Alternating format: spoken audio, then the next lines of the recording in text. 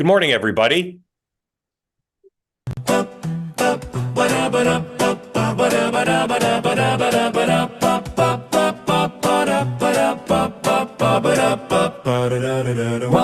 to the morning meeting with Mark and Sean and Dan. If you should think of a question, all you gotta do is raise your hand. With a presumption of grace to all. Peace, love, and understanding during the call. Welcome to the morning meeting where the best politics is at. But conversations like no other, but don't put smack in the chat. That's amazing. That is People have phenomenal. people have long complained that the program doesn't have a theme song. Well, we might just now. We didn't write that. I found that on X this morning. I think Dan likes it more than Sean, just based on the body Oh, I language. love it, man. I could bop to that all day. It's great. Yeah. You can listen to it on your next run. Welcome to the morning meeting. Don't put smack in the chat, as the song says. Thank you for joining here on Two-Way. If you'd like to be part of the conversation like no other, please raise your hand. If you're watching on X or YouTube, again, as the song says, don't put smack in the chat. Sean, I can see you on a boat in Rhode Island with that music playing like yacht rock, just No, cruising out do sunset not. time. Do not ever insult yacht rock like that again.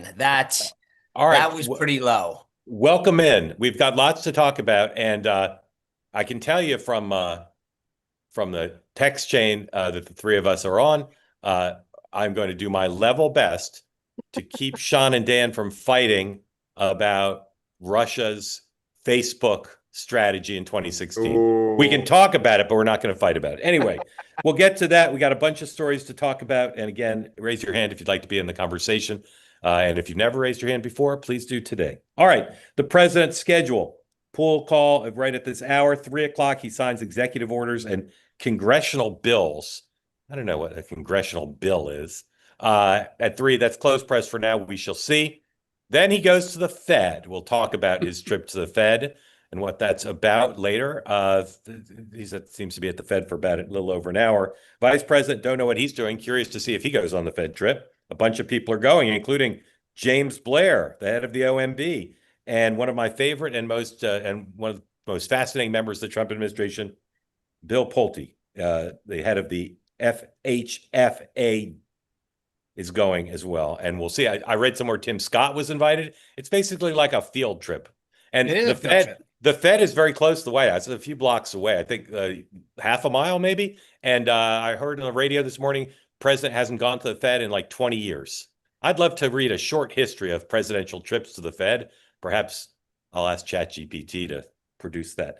Capitol Hill, the House is gone, as you know. Speaker Johnson, unable to withstand the tidal wave of pressure over Jeffrey Epstein, sent them home. But the Senate's around. They're doing some confirmation stuff, including for Jeanine Pirro and Judiciary. And Ron Klain is going to be in front of House Oversight with a closed interview to talk about all this stuff. I've not heard that Ron's taken the fifth. I was just going to say, do you think he does? 100%. I've not heard that he is. We'll see. Ron Klain is a savvy lawyer. And of course, he used to be Joe Biden's counsel on Judiciary. He's got a lot of experience up there on Capitol Hill. We'll see what happens.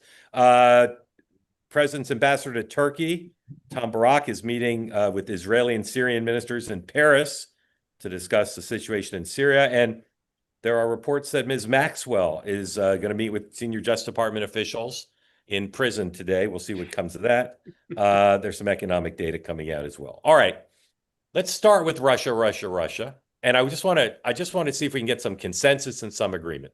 So just short answers, even one word if you can do it, just to tease out where we are. Dan, did Russia think Hillary Clinton was going to win the election in 2016? Yes. Sean? Yes. Okay. Did Russia do anything with social media or hacked emails that was adverse to Hillary Clinton in 2016? Dan? Yes. Sean? Yes. Okay. Did Russia do anything in 2016 that we know about that was adverse to Donald Trump? Yes. Sean? Yes. What was that? Well, they attempted to hack the RNC. They attacked his email servers and emails. Okay. Dan? But they didn't do anything with it. No. No, lie, not true. The RNC prevented the hack. So there's a difference between they didn't get it and they didn't try. Two different issues. Okay. Um, So just because we did a okay. better job of defending Okay. than them Would and the would DNC didn't do their job isn't our fault. all right, Sean, would Hillary Clinton have won the election if Russia hadn't done things adverse to her interests? No. Dan, We'll never know. we'll never know. Okay. Sean, name a crime that Tulsi Gabbard says might have been committed, leading to a Justice Department strike force. What's a crime that might have been committed by? Name the person and the crime. Go back to Clue, Professor Plum in the conservatory. Name a person and a crime you could say might have occurred based on what Tulsi Gabbard said. With the caveat that I am not an attorney, because Yeah. but what she said was conspiracy to commit treason. Okay. Besides treason, which is obviously a serious crime, can you name a statutory crime that based on what she laid no, out? I don't know where the line is between what would fall under what. I mean, what she alluded to was Well, the manipulation. Oh, hold on, the manipulation of intelligence for an outcome. So I don't know what that would fall under. Right, but you think it's possible that there's a statutory crime for an intelligence official to write a misleading report? You think that might be a crime? I do. Okay, Dan, If your intent is to, again, it's one thing to get it wrong. If your intent is to have an effect on the outcome of an election, it's absolutely a crime. Okay, again, I know you're not a lawyer. I'm not either. But can you say what crime that would be? Like, what is that? What is that crime? Well, I mean, my guess is that there's something to do within your secure, like every security clearance and job has certain responsibilities. So I assume that has something to do, it would have something to do with a violation of ethics or something like that, a use of proper use of intelligence or government resources. Okay, Dan, do you see a crime? Nope. No. Okay. By the way, did you hack into my notes? I don't either. I don't either. These were questions I was going to pose. I don't either. I again. Well, Russia might have. Again, as I said yesterday, there's a group of people who have a public and private history of using intelligence as a weapon to try to hurt Donald Trump. So I'm totally open to that they did something wrong, unethical, tough. I think it's a good question, though. But I think that this. But she's up there saying we need, and the Justice Department is now saying there needs to be a task force, a strike force to look for a crime. And people are constantly on Twitter and in my inbox saying, Mark, you're not taking this story seriously. You're saying you don't understand it. This seems pretty basic to me. And again, you're not an attorney. I've read all the Republican attorneys. I've watched them on TV. I don't see the crime. I don't see the crime. Well, and but again, at least the way John Solomon laid it out on my show last night is that part of the job of the strike force is to do that. That's what they're tasked with. Well, but to open a criminal investigation, typically you need to see some facts that say, well, if these bear out, they robbed a bank or they killed someone or they violated like an actual law. You don't just say Tulsi Gabbard doesn't like the way the report was prepared. And so now we're going to have the Justice Department have a strike force. Sure, but isn't that what you basically say, this doesn't look good.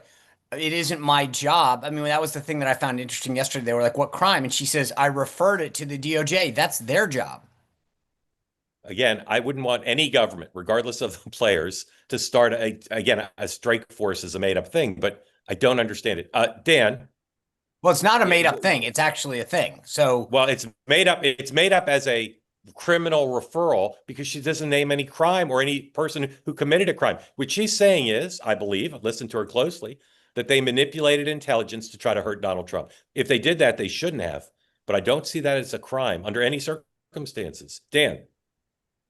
I agree. Look, I think what was so wait, weird. Can I just back this up 1 second to both of you? And I'm being serious because you're asking. If somebody took government resources, intelligence, and used it, regardless, just take the names out for a second. Use government information to affect the outcome of an election, whether or not it was classified or not, but used government resources to tilt the outcome of an election. You don't think that's a crime? How did they tilt the election? It's not. Well, even if they did, it's not a crime. How did they tilt the election? It happened after the election. I just asked. It happened after the election. But number two, Sean, I just don't think anybody, particularly senior government officials, should be talking about criminal activity without being able to name a crime. Jim in the chat is saying conspiracy to defraud the United States, 18 USC section 371. Okay, so I could say if a president did a HUD announcement in a battleground state that they're using government resources to manipulate the election, if they had a meeting about it, that's a conspiracy. False statements is 18 USC 1001. Well, they weren't false statements as far as we know. Anyway, a couple more questions on this, and then we'll move on. Dan, this story is getting not that much coverage. If in the dominant media, you have the Justice Department saying we have a strike force. You have the head of national intelligence accusing President Obama and other senior officials of breaking the law in a pretty serious way, including committing treason. Why is the media not covering it? Is it because they don't like Donald Trump? Or is it because they don't take it seriously? Why isn't the media covering it very much? I think the media is covering it. It's in every major newspaper. It was in every cable news. It should be. If this were a Democratic head of national intelligence and a Democratic Justice Department, it would be the banner across the top of the New York Times and the Washington Post. I think it's in the papers, but it's like in subsidiary paragraphs and news analysis pieces. I'm not saying it should be. I'm asking why it's not. I think because this is 10 years old and there was nothing new in what she said was so ridiculous and so absurd that a lot of them, by the way, even the Wall Street Journal, even some of the most rabid red-owned publications did not give this so far because there's nothing really in it. So if they put something out that's like really there, then I think you'll see it get picked up. Sean, what's the answer? Why didn't they cover it? Two things that are interesting about this, because when I got my coffee this morning, I looked at all the newspaper displays. It was amazing how many of them didn't actually have anything there on it at all. But I agree. So hold on. Why, so here's the first question is, I believe that any time, regardless of party, if a president of the United States or a senior official makes an allegation of that nature against the president, it is news. Whether it's true or not, whether you believe it or not, the idea that from the podium in the White House briefing room, the director of national intelligence accused a former president of a crime in and of itself is news. Amen. Totally agree. Now, so why didn't they treat it as news? Because for exactly the reasons Dan said, they're complicit in all this. They don't care. They don't believe it. They were part of the cover up in the first place. Well, that's not what Dan said. No. But I'm answering the question. But the funny part about this is these same folks didn't have a problem when they took a statute of limitation that expired on a misdemeanor in New York, conflated it with multiple things to make up a fake felony, tell a jury that they didn't have to have an actual reason to convict the guy, and they don't cover this. That tells you everything. Okay. Amen. I agree. All right. On Epstein, Justice Department's talking to Maxwell today. Last night, Ro Khanna on MSNBC in an interview with me on Next Up is talking about the word from some of the accuser lawyers that the Epstein birthday book that allegedly has a letter in it from President Trump is in the possession of the Epstein, whatever it is, the receivership, the what do you call that when somebody dies? Estate. Thank you. And so Ro Khanna says that Congress should subpoena that. So maybe the Justice Department doesn't have that, as the Journal suggested, or maybe they have a copy, or maybe Maxwell made multiple copies. Who knows? Last night, at a bipartisan vote, there was a little bit of movement despite the adjournment of the House on Congress stepping up and saying they want more information. And then this video surfaced in the last day. Apparently, the transcript of Jeffrey Epstein's long ago deposition had been out publicly previously, but not the video. Here's Jeffrey Epstein from long ago in some sort of deposition being asked about Donald John Trump. Have you ever had a personal relationship with Donald Trump? What do you mean by personal relationships? Have you socialized with him? Yes, sir. Yes? Yes, sir. Have you ever socialized with Donald Trump in the presence of females under the age of 18? Though I'd like to answer that question, at least today, I'm going to have to assert my 5th, 6th, and 14th Amendment rights, sir. Sean, what do you think of that video? To me, it means nothing. I mean, first of all, last night I was at an event where I mean, there was a massive event with families, so I socialized with kids. I'm sure there were some young girls. I mean, like to ask a question like that, to me that's a stupid question to begin with, because socialize with a room with young people. I mean, like I said, I was at a big event last night. I didn't scan the room, but I'm pretty sure that there were families and young boys, young girls, old people. I'm not really sure what that gets us. So to me, that means nothing. We all know that they knew each other, they socialized, and they had a big fight. I mean, that's all in the public domain and agreed to by all. Dan, what do you think of the video and of Sean's analysis of the video? Well, look, I think to some extent he's right. The video, I think, actually, we're being told here by our production people, has been around for a while. Never good when somebody, just like when Joe Biden's team invokes the fifth and doesn't want to talk about Joe Biden. It's not good when you're asked if you were, it's not like, Sean, you were at a big public event. Jeffrey Epstein hosted different types of events a lot. So we don't know what kind of an event. It just doesn't look good to go with everything else. Okay. So the administration's commitment to transparency so far, as we know, as publicly known, consists of trying to get the grand jury transcripts unsealed. So far, the courts have not been hospitable that are to that. Relevant. That phrase keeps getting put in. That are relevant and that will be redacted and that protect victims. And to have maybe talk to Maxwell and see if she testify, and that's proceeding apace.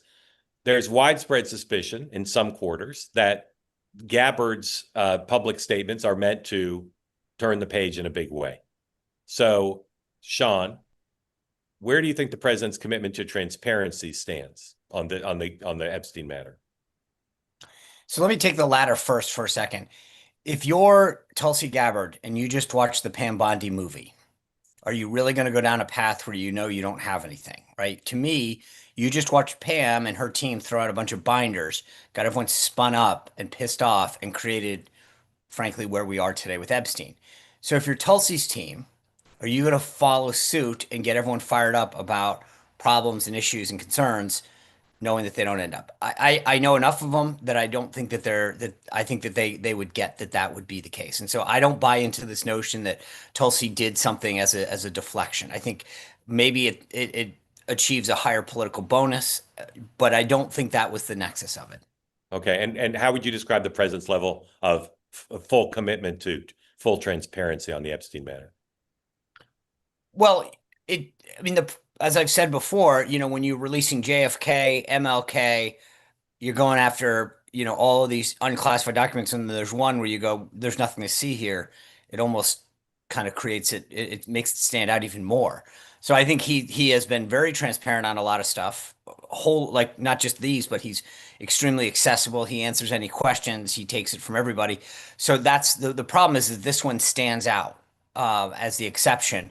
And as I've said before, the more you don't lean into it, the more people want to see what's there. So I think that until they get over this hump, they're going to have this hanging over them. All right, Dan, 3 questions for you. 0, no commitment. 10, absolute commitment. How much commitment does President Trump have to genuine commitment to full transparency on that Epstein matter? 4. 4. Okay. 0 to 10. 0 is didn't happen. 10 is certain it happened. That the reason Gabbard is doing this is to try to change the subject.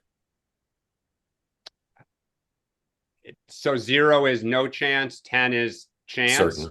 Yeah, certain. 6, 7. Oh, okay. Lower than I thought you'd say. In my interview with Ro Conifer next up, he said that people close to President Clinton told him, go, go, go, push for transparency. Dan, you're familiar with Clinton world. Do you think the Clintons would like full transparency on Jeffrey Epstein? Yeah. I'll try. Yeah, sure.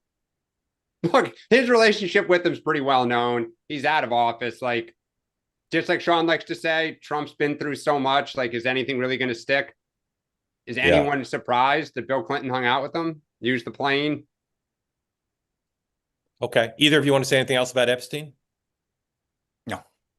Okay. Oh, I mean, I think the only thing I'll add is it got a little more hot under the collar for Trump, because he was asked point blank a few weeks ago, did Pam Bondi ever tell you that your name appeared in the files? And he said point blank on camera, no. Yeah. Okay. No-ish. Dan, would you No, put no, that? no Would was you the quote. would you put that in? Would you? Well, but then he revised and extended a little bit. But would you put that in one of his 100 biggest lies of all time? No, but for a base that's suspicious, this just again, to Sean's point, why are they suddenly on this issue? I'm just saying. I'll give you a charitable interpretation of no. He interpreted it as that you were told that you're in there in an incriminating fashion. All right. Late last night, the White House put out the president's schedule, and it showed his field trip to the Fed. Here is how our close personal friends at CNBC's Squawk Box are framing the visit. On the White House saying President Trump is going to be visiting the Federal Reserve this afternoon. It would be the first time in almost 2 decades that an American president takes an official trip to the U.S. Central Bank. Trump, of course, has blasted Fed Chair Jerome Powell for not lowering rates. He's also criticized the Fed for an over-budget renovation project, and the builder in him is going to be itemizing things as he walks through that building later this afternoon. All right, so this notion of the builder in him, I covered Donald Trump doing a lot of stuff. Haven't spent as much time with him as Sean has, but in 2016, in March, shortly after he became the de facto Republican nominee, he did an event in Washington at the Trump International Hotel near the White House that was still under construction. And I just positioned myself. So I basically walked side by side with him as he walked around the building. Here's some pictures from that. President pointing out various things. And Andrew Sorkin's exactly right. He's a construction guy. He's been to many construction sites, walking around, looking at stuff. And I bet he does that today. I bet he's poking around and talking about cost overruns, et cetera. Dan, Scott Bessent pretty much made it clear the president's not going to fire him, but he does want to discombobulate him. He does want to make it untenable for him to stay in the job, I believe. What do you think the status is of President Trump and company's joint group organized effort to force the Fed chairman out? I think Powell's not going to go anywhere, and I think they're just going to keep hitting the piñata as hard and as often as they see fit. Sean. First of all, I'm surprised I can't see. That was the first time I ever really traveled with Trump. That visit, which I will tell you, I walked room by room with him. And to your point, like he down to the smallest detail. Exactly. Fix that. Why is that mirror there? I thought we talked. Yeah. I mean, that was the first time I traveled with him in the bubble. And we actually went to New York later that afternoon. But the level of detail that he cares about, and I feel bad for the sucker that's subsequently I went to several clubs with him, but whoever is with him today, man. And I'll just say, people often say he's a great TV producer because he is. He's the best television producer ever elected president. But the similarity between being a great TV producer and being a builder, it's the same thing. His attention to detail, but also his understanding of how things look, how people will experience things. It's quite something. All right. Can I ask, does anyone think Jerome Powell plays a similar role in the renovation of the Fed? No. Well, the buck stops with him, though. Of course, it has nothing to do with it. It's just so absurd. But the buck stops with him. Right. You're the CEO. I could build the Taj Mahal for $2 billion. Sean, where does? By the way, can I tell you one quick side note that is funny about that day? We had in 1999 and 2000 as part of an organization, a bunch of people that Dan may even know about this, called the ATN Society. We used to throw a New Year's fundraiser, moved it from year to year. Well, the couple at 99, 2000, we rented out the old post office. It was disgusting at the time. We had the event, leading up to midnight in the food court. And so Trump, we all stop at the stairs that go down to the hotel, and I'm explaining to him how we rented this place out for like 10 grand, covered up the Chinese food places. He was so disgusted. I was like, I literally was like, oh, I just dug myself into the biggest hole because I'm describing how this place used to look. And obviously he was not exactly pleased to hear about this. So it was I learned that I put my foot in my mouth real early with him and learned to shut up.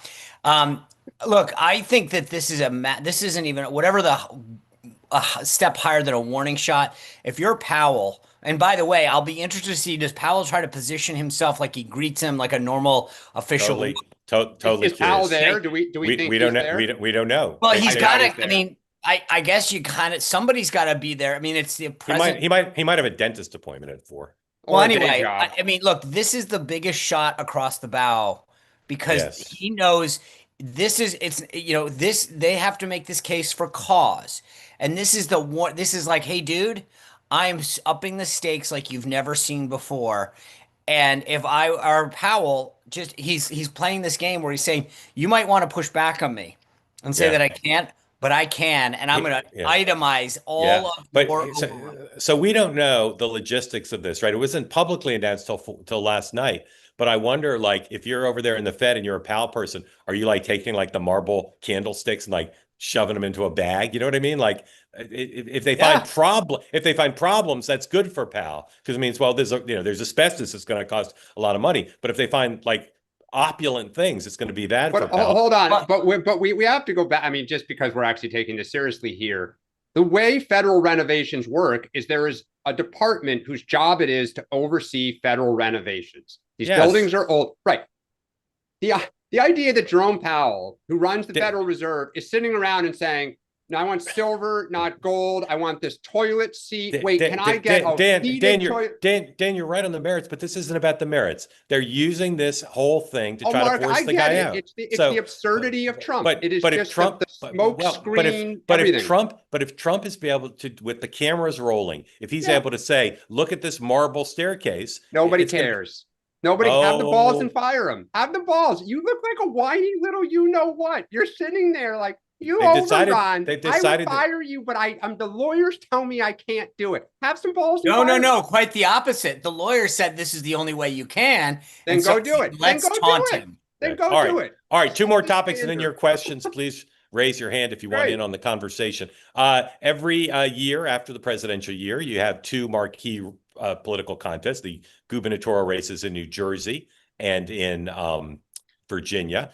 They're weird states, right? New Jersey hasn't had a Republican governor since Chris Christie, well, not that long ago, but it's a very blue state, let's put it that way. But it's trending red, and that seat is one Democrats are worried about. It'd be a huge boon for Republicans if they can win that race. And Virginia, which has trended blue, does have a Republican governor now, but unfortunately for the Republican Party of Virginia, they've nominated a very weak candidate while the Democrats have a very strong candidate. So, Sean, how do you handicap those two races? Fairly similar. I think that the issue in New Jersey is kind of one, the institutional foundations are very, very Democrat. Like outside of the second district down south, you have a very strong middle and northern union base that does very well to get out the vote for the Democrats. I'll be interested to see if Jack Ciattarelli can actually. Oh, hi, Celeste.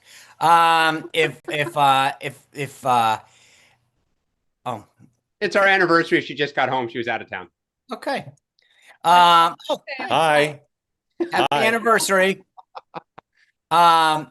So look, I think that this is going to come down to whether or not resources are put into New Jersey. The expectation is very low for Republicans. Does Jack Ciattarelli raise enough money, get enough support behind him? I always get excited about New Jersey, and it's Lucy with the football every time. Now, Virginia, where I live and vote, the funny part is on paper, Winsome Sears should be the ultimate candidate. She's a Black female Marine. We own all three state offices. So you got Glenn Youngkin at the top, Winsome as lieutenant governor, and Jason Miara as the attorney general. The interesting thing about this year is that the weak link is at the top. Winsome has gone through more consultants than I've gone through Apple AirPods. I lose a pair every week. She can't run a solid campaign. The strategy is, whiplash. The money is not good. That being said, this shouldn't be the case. They should be doing a lot better. I actually feel a lot better about under ticket John Reed running his lieutenant governor's race and Jason Miara is getting reelected as attorney general than I do at the top of the ticket. But we do have both houses in the state legislature are now, the House of Delegates went blue and the state Senate's blue barely. And the funny part about this, I think this is going to be a big failure on the Glenn Youngkin legacy.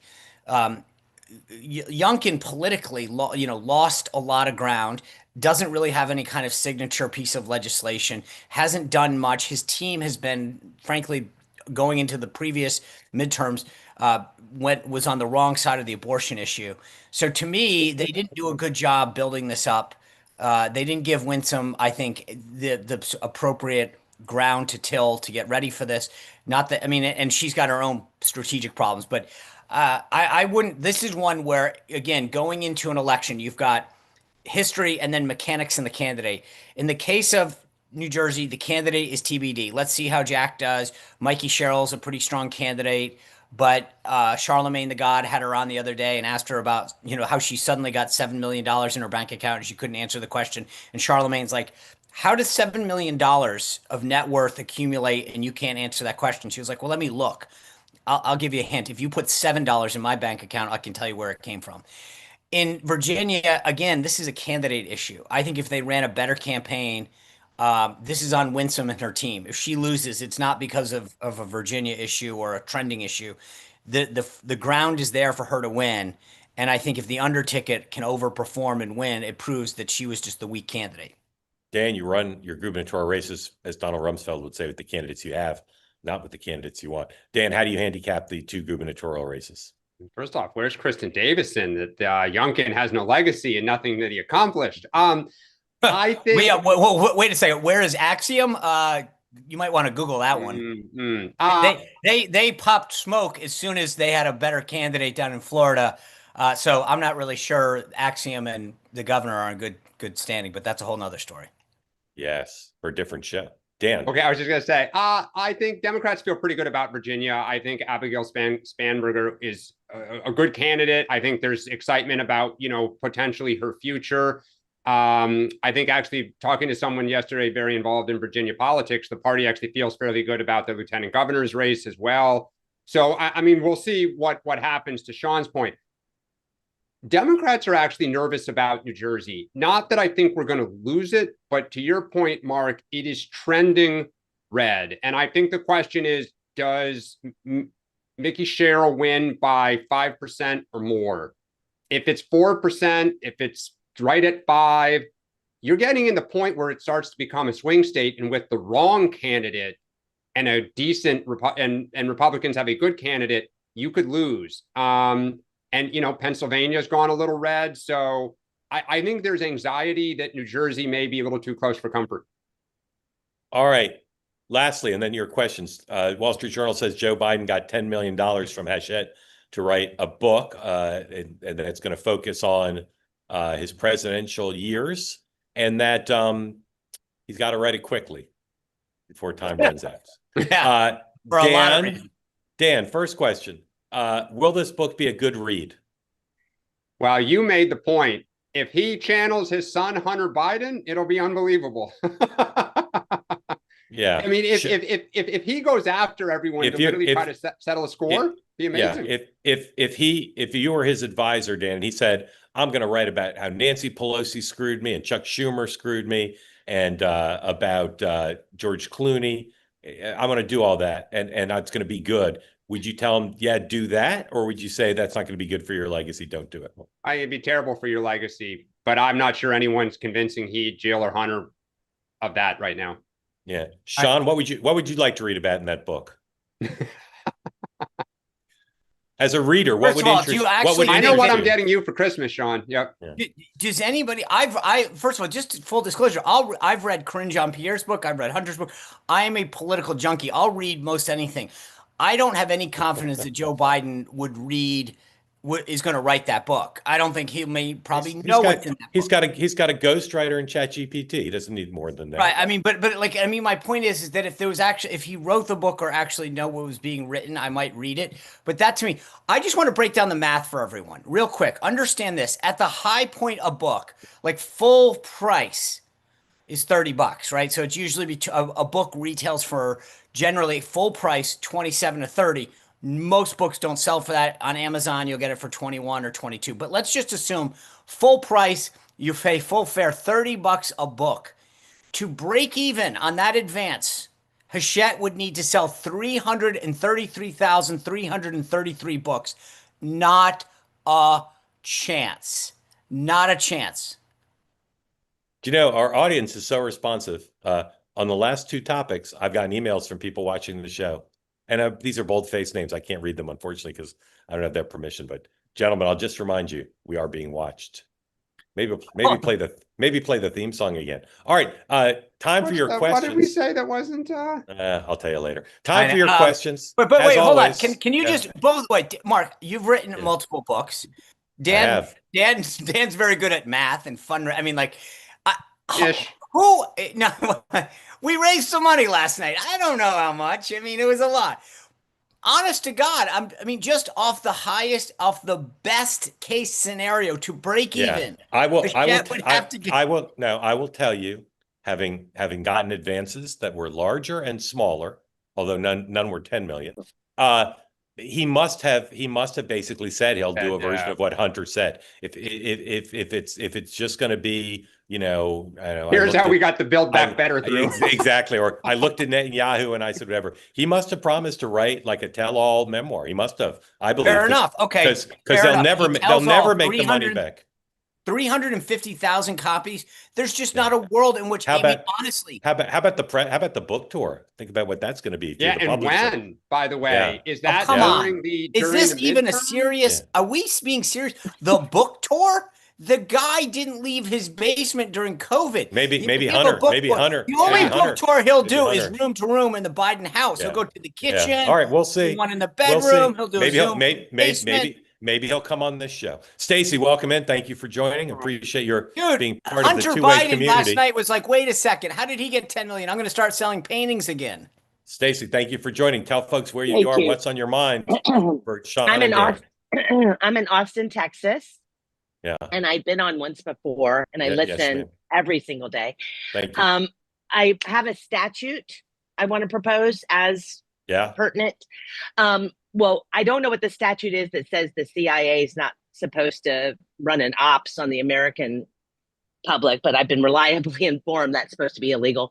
But the J6ers were charged with the felony of altering, of impeding a government a congressional proceeding. It's 1512C2.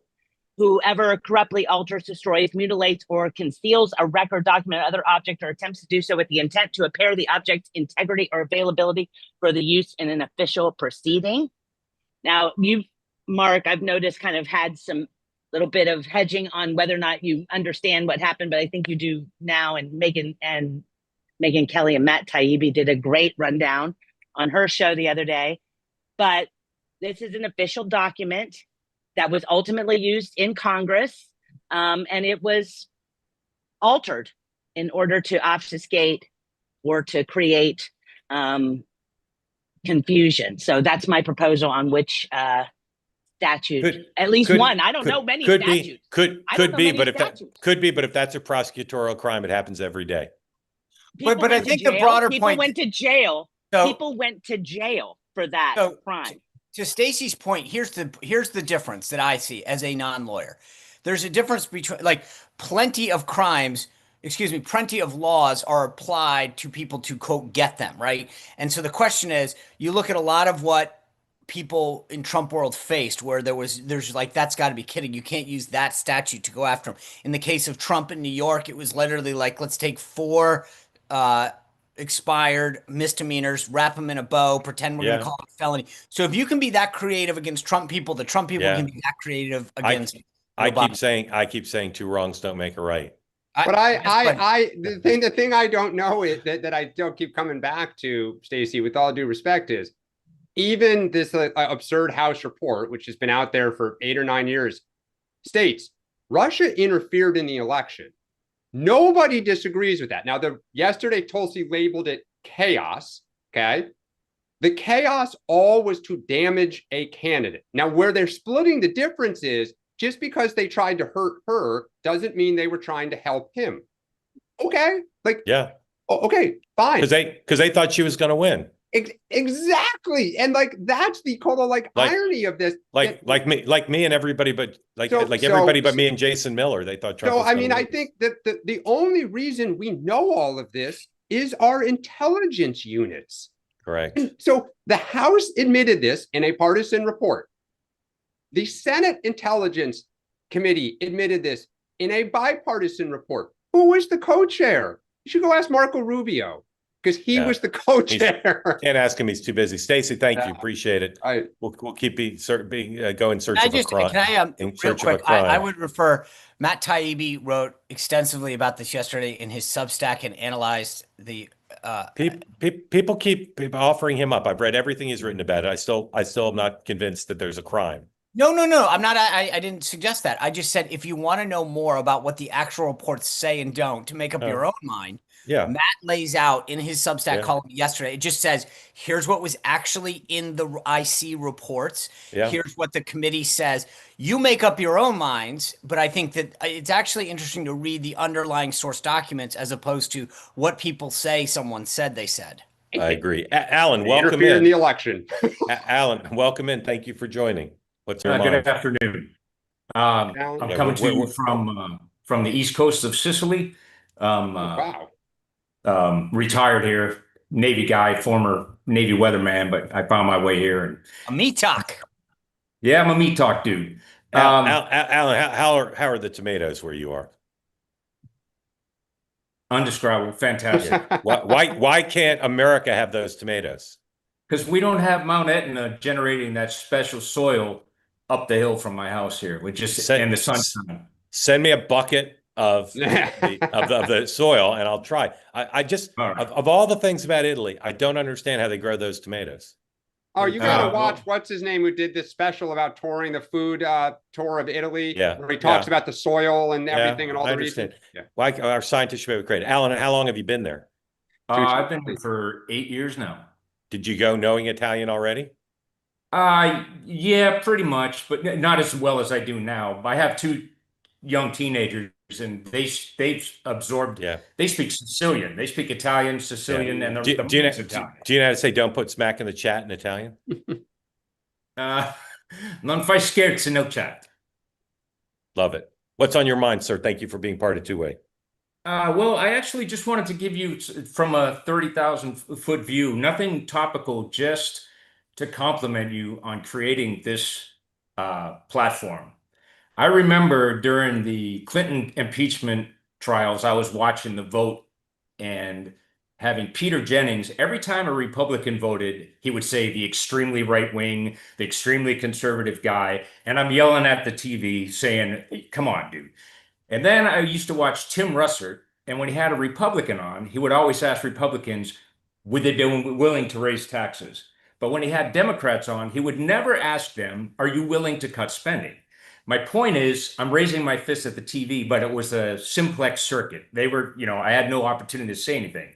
The value of what I see that you're doing is that, number one, it's a duplex circuit. You can talk to us and we can talk to you. Number two, you treat your audience with respect, more like peers peers in interest, we'll say, not in qualification, which you're way more qualified than we are. It's amazing how sclerotic the 20th century model of news is, how unadaptable they are, and how agile this platform is, that I can download an app, click a thing, and here I am talking to you guys about something that's important to me. And I'll just throw one comment out there, and then I'll leave you be. I was surfing NPR today just to see what they were saying about the Tulsi Gabbard accusations. You know what?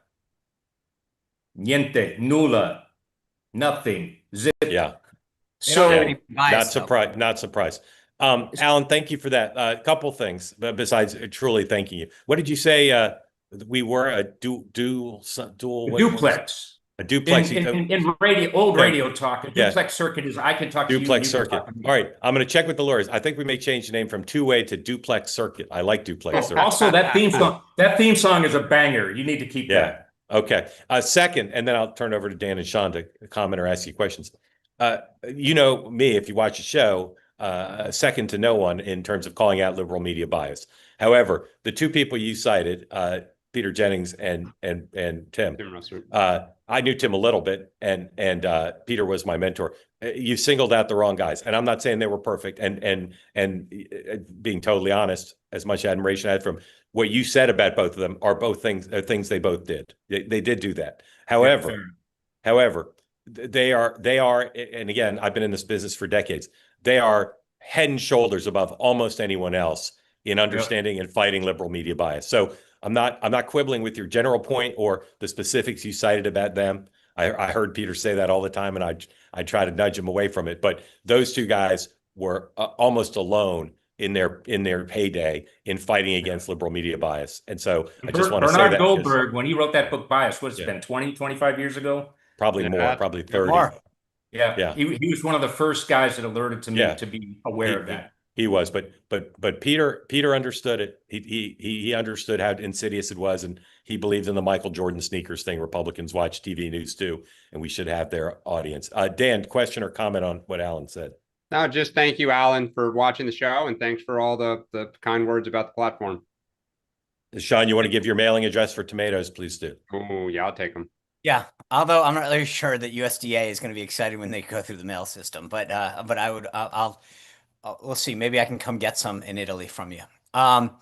So a couple quick things. First, thanks for your service again. You ended up in the right place. You always appreciate. I love when career guys figure out how to do the your terminal position. You know, we had a lot of folks in Newport that suddenly end up doing a tour at the War College for their last stop. So brilliant on you. Look, I think I appreciate your analysis and your kind words for the comment for the platform. I will say I love you calling this out, because to me, this has always been the issue where conservatives, you know, even I think as fair as Tim was to some degree, it was grading on a curve. He was better than the others. But you're right. Like I would have the same reaction that you did in most cases, where I'd be like, I can't believe that you have this person on. Our guy gets grilled, and the next guy comes on, and it's like, Congressman, are you having a good day or a great day? And don't, you know, it's like, and you watch like a Kristen Welker now or a Margaret Brennan, the way that they treat one side versus the other. It's not just what they cover, it's what they don't cover. It's not I mean, so all you're saying is so absolutely right. It's a frustration of mine, because it's not just what they cover, it's what they don't cover. It's the words that they use. It's the way that they approach Republicans versus Democrats. When I was at the RNC, I would countless times call up a reporter and say, hey, how come you're not asking any Democrats, from what I can tell, about X? And they'd say, we didn't even know this was an issue. There is a complete and utter rejection of issues that matter. Back when I ran congressional campaigns, we would get a call every time an environmental group put out a scorecard. And I'd go, okay, here's what, you know, we care about the environment, blah, blah, blah. U.S. Chamber of Commerce would put out a scorecard and say, this is the business indices that blah, blah, blah. And I'd say to the reporter, how come you're not writing a story on this? How come you didn't ask the opponent about business? You go, well, it's not as big of an issue. And I'm like, jobs and the business environment isn't as big as an issue as the environment? And they'd be like, well, our readers. And I'm like, no. The number one issue is the economy and jobs. And you won't write a thing about their position on this, but you will do a 3-day story about clean water and air and a scorecard from the League of Conservation Voters, which is a far left organization. So if people fully understood how news is constructed and the backgrounds of some of these people, I think they'd have a greater understanding of why we believe and get some of the information that we do. All right. Thank you for your time. Allan, thank you. Grateful to you being part of two-way, and congratulations on figuring out the right place to live. Extremely important. All right. We got a new Trump truth post, which hopefully we'll put up in a moment. Here it is. Everyone is stating I will destroy Elon's companies by taking away some, if not all, of the large-scale subsidies he receives from the U.S. government. This is not so. I want Elon and all businesses within our country to thrive. In fact, thrive like never before. The better they do, the better the USA does, and that's good for all of us. We are setting records every day, and I want to keep it that way. One of the things I've been struck by in the last 3 months, really maybe the whole of Trump 2.0, is there are stories that dominate our national conversation intensely, white hot. This was one of them. Trump versus Musk. You could talk about the raids in LA. I have no idea. I know they've been scaled back to some extent, but what's going on with the immigration deportations in LA? What's going on in Ukraine, Russia? What's going on in Gaza? Like, there's so many tariffs. There's so many stories. This one, curious why he would do that. Sean, what do you know about the status of Donald Trump's relationship with Elon, and why would he be tweeting that or posting that today? I think it's kind of like walking through the Fed. It's a troll. It's saying, I can totally screw with you. A lot of people want me to, but I have no intention of actually doing that. Subtext, keep your mouth shut. I see what you're doing. I think Elon has continued to tweak him, and this was a shot across the bow to say, you know, I could destroy you. A lot of people want me to destroy you, but I'm not going to do it just yet. Dan? I totally agree with Sean, and I am just quickly checking because Tesla reported earnings yesterday and sales were down. I think it was 15%. The stock currently has opened down 8% this morning. And I think Trump is just saying, let me just let your shareholders see that I have you. Squeeze. Okay. I want to not squeeze and all right. Keep your mouth shut. you both are so sinister. I just think the president is thinks of himself as the head of the U.S. chamber. Young Kim, welcome in. Thank you for coming back to Two Way. Tell folks who don't know where you live and what's on your mind. So I'm calling in from New York, specifically Chappaqua, near the Connecticut-New York border. Folks. Speaking of you have a neighbor there, don't you? Yeah. Home of Horace Greeley, almost Greeley. That's what I was thinking of. And one of the best delis in all of the Empire State, Lang's Deli. Excellent. Yeah. I just moved. I moved here from Nashville about 1.5 years ago, and that's the important food item is the delis here. There's not just Lang, people from but New York are going to Nashville. You came from Nashville to New York. Don't ask. For tax punishment. Yep. Don't ask. Anyway, thank you for this great show. I've been following since the election, but I want to go back to the Russiagate or Russia. And I know we started the conversation as if this is a crime issue, but for me, I think this more as a media issue, right? This is a media issue. There is a crime or not, we don't know. But and the reason I bring this up is when I was following this is when I realized that media is wrong, and not only are they wrong, there's something wrong, as in they lied to us from the media. So the specific question is this. This is in respect to what Mark had talked about, the Biden gate. Which is worse, the Russia gate or the Biden gate? For basically destroying the legacy media, the credibility of the legacy media. Young, what did the media lie about? Well, the Russia gate, because what really bothered me was the fact that, particularly with the recent Tulsi Gabbard's, is that right after the December meeting, it was all this information was leaked to the media. So there's a little bit of a conspiratory or treasonous. It's more of a collusive nature to this. I'm not saying there's collusions, but there's a collusive nature. But what did be more specific? They leaked that the Russians interfered, right? Which is factually true. Which is factually true, released by, this is according to Matt Taibbi's report, right? And it was very confusing, but what was very true was right after the December meetings with the Obama and the intelligence community, the day afterwards, all of these information was released to the media. Washington Post. Right, but all of that the Russians were interfered. Not the interference, yeah. Right. But it's that semblance that there's more interference and there's something treason or something that it's not that information was there before, but all of this was released. And if you looked at I remember reading some of these reports at Washington Post, New York Times, and they're saying that, Trump and Russia is doing something together, right? Well, nobody knew. That was the question. Words. That was the question. Right, that was a question, but they actually framed the question. They used Weasley words like, it appears that Russia and Trump team are talking together. So which they did for me. Which they did, Young Kim. Right, yeah. But it sort of flamed the whole thing, right? But look, I gotta be honest worry about this. Kim. Let's let Dan and Sean comment. Go ahead. I totally agree with you that the media covered up for Joe Biden's failing mental acuity. Right, I've been very public about that. But respectfully on this, the Russians interfered. The Russians interfered specifically to hurt Hillary Clinton, to rough her up, right? The Russians reached out to the Trump campaign. The question was, did they collude? To which Bob Mueller, I respect, ruled they did not, but there was contact, right? So that is all factually true.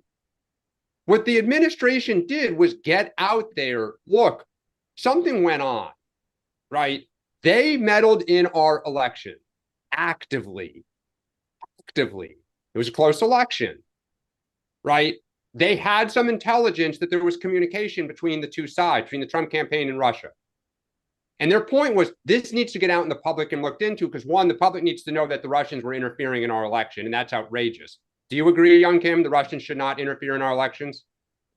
Yes, but the part of the meeting, part of what was disclosed. No, Young Kim, should the Russians interfere in our elections? They do that all the time, right? The answer is no. The answer is no, right? The answer is no. So if China interfered in our election, if China interfered in our election to hurt with the explicit goal, they say Kamala Harris is never going to win. We're going to go after Donald Trump to rough him up. And by the way, some Chinese agents talked to the Harris campaign. They sat down with David Plouffe. But it happens all the time. Just like that crime about release of classified information, that happens all the time, right? So my point. Go ahead, Sean. I'm waiting for the coup and the treason. Sean, go ahead. Yeah. So here's the difference. First of all, no one should interfere with our elections. No one. Full stop. I agree. Iran, I agree. Is it okay for us to interfere with other countries' elections because we're the United States? We do, and we do that. We do that, right? Sean, is that okay? Is that okay? I think the United States should always do what is in the benefit of our national interests. But other countries shouldn't.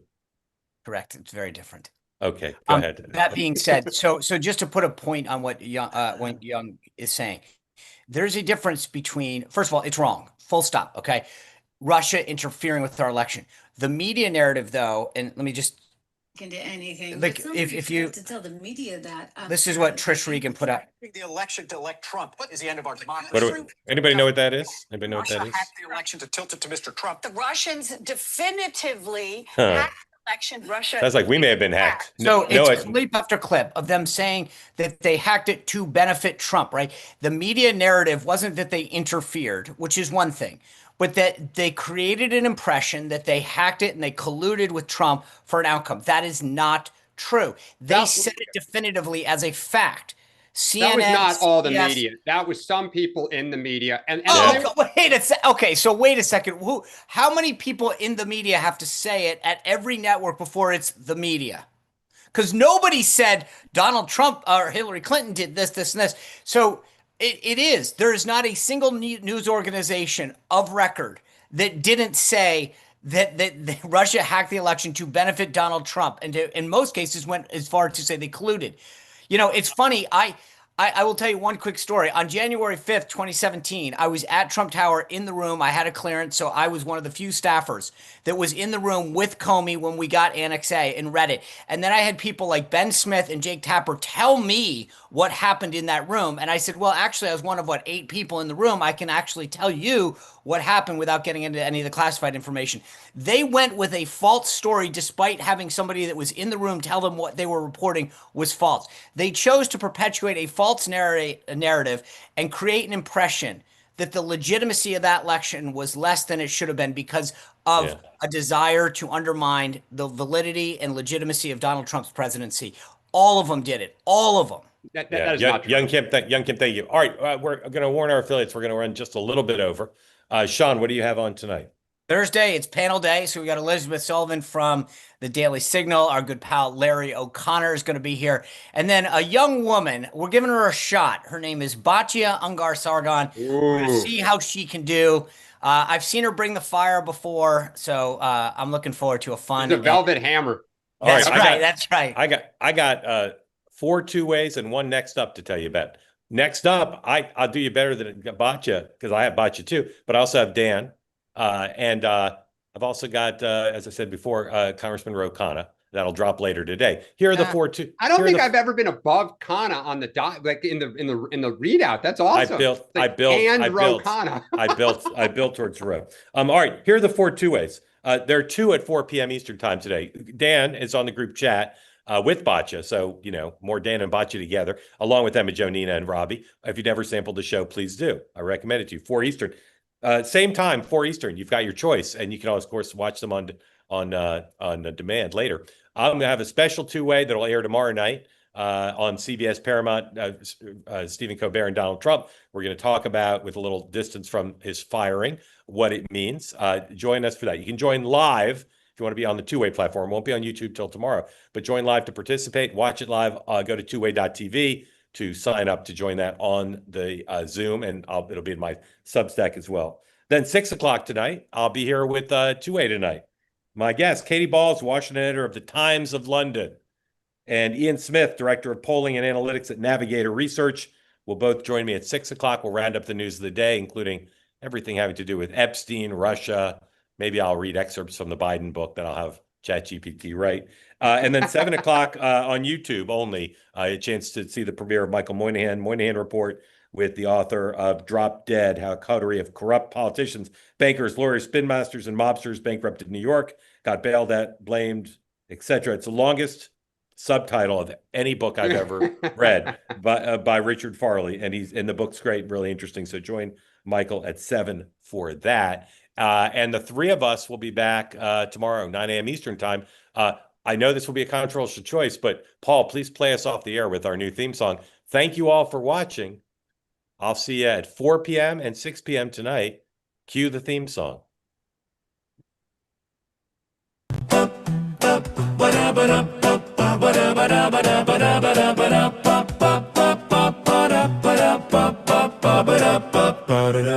Welcome to the morning meeting with Mark and Sean and Dan.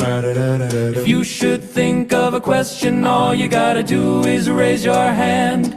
With a presumption of grace to all. Peace, love, and understanding during the call. Welcome to the morning meeting where the best politics is at. But conversations like no other, but don't put smack in the chat. Goodbye, musically. Have a great day, everybody. We'll see you tomorrow.